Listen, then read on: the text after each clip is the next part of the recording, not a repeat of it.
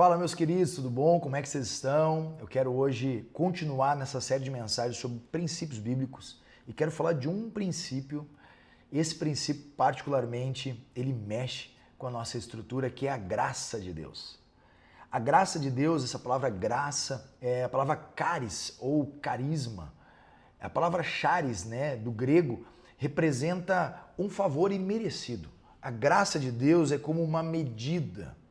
É um favor que nós não merecemos. É como se Deus estivesse dizendo, até aqui você consegue, daqui para frente eu te levo. Essa é a graça de Deus. A graça de Deus, ela tem várias características que podem nos afetar diretamente. Por exemplo, o texto diz em Romanos 3, verso 23 e 24, pois todos pecaram, estão destituídos da glória de Deus, sendo justificados gratuitamente por sua graça. Ou seja, aquilo que nós não conseguimos pagar, aquilo que nós não conseguimos fazer, é aí que entra a graça do Senhor. O texto de Efésios vai dizer que nós somos salvos mediante a fé pela graça de Deus. Ou seja, a salvação, ela além de ser de graça, é pela graça. E também eu digo que é com graça. Eu gosto de dizer para os meus filhos, cuidado, graça fica sem graça, vira desgraça. Então você precisa entender que a graça que Deus te deu, um presente que Deus te deu, você tem que cuidar para não ficar sem graça e não virar uma desgraça. Então, o que é a graça de Deus? A graça de Deus é o seu favor imerecido. É demonstrado ao nos dar aquilo que não podemos conquistar por nossos próprios esforços. Por exemplo, perdão, salvação, vida eterna.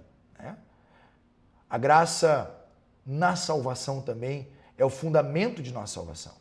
Não somos salvos pelas obras, pelo quanto fazemos, pelo quanto nos dedicamos, mas somos salvos pela graça, por esse favor que nós não merecíamos. Nem eu, nem você, de verdade. Se você olhar para o seu passado e eu olhar para o meu, eu não era merecedor de ser salvo pelo meu Senhor.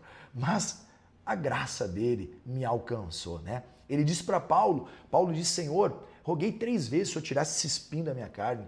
Ele disse, Paulo, a minha graça te basta, porque o meu poder se aperfeiçoa na tua fraqueza.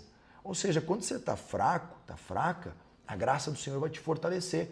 E é sobre isso que eu quero falar. A graça que nos dá força em meio à fraqueza. 2 Coríntios 12 vai dizer, a minha graça é suficiente para você, pois o meu poder se aperfeiçoa.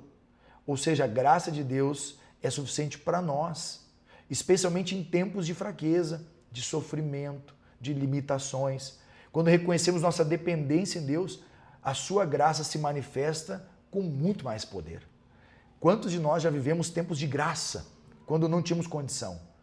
A graça nos capacita a viver em obediência. Como é difícil obedecer em algumas áreas da nossa vida. É nessa hora que entra a graça de Deus.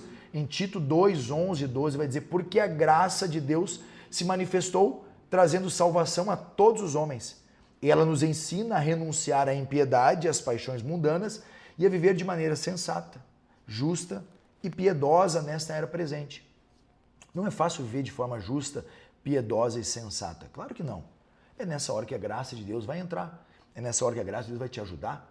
Sabe, tantas vezes você já se esforçou, já tentou de todas as formas, bateu em diversas portas, fez várias ações, procurou em vários lugares e nunca deu certo.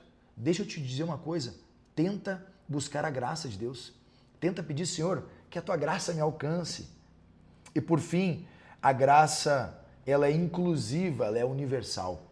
Deus oferece a sua graça a todas as pessoas, sem distinção de raça, gênero, cultura ou passado. Todos somos convidados a experimentar o favor de Deus. Eu quero te convidar hoje, nesse dia, a experimentar o favor de Deus na sua vida. Deus te abençoe.